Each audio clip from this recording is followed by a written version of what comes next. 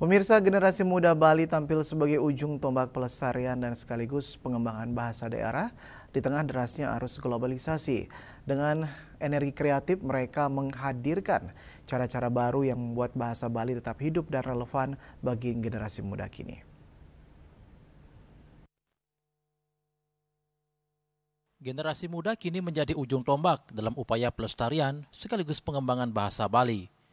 Dengan energi kreatif yang dimiliki, mereka mampu membawa bahasa Bali tetap hidup dan relevan di tengah arus perubahan zaman.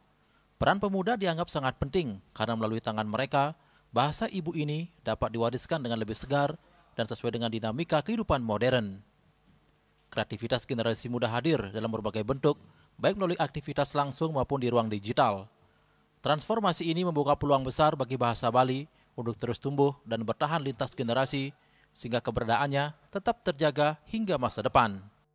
Pemuda menjadi ujung tombak dalam usaha pelestarian dan termasuk juga pengembangan bahasa Bali, karena di tangan mereka ada energi kreatif atau penciptaan.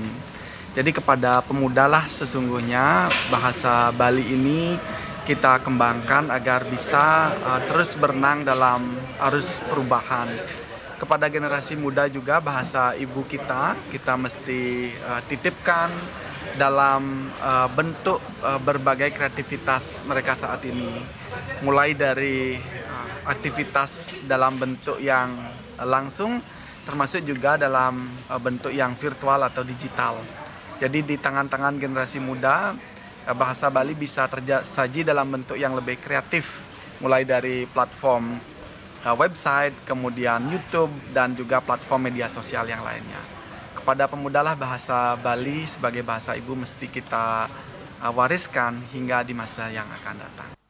Sebagai bahasa ibu, keberadaan bahasa daerah harus dijaga agar tetap hidup dan relevan lintas generasi.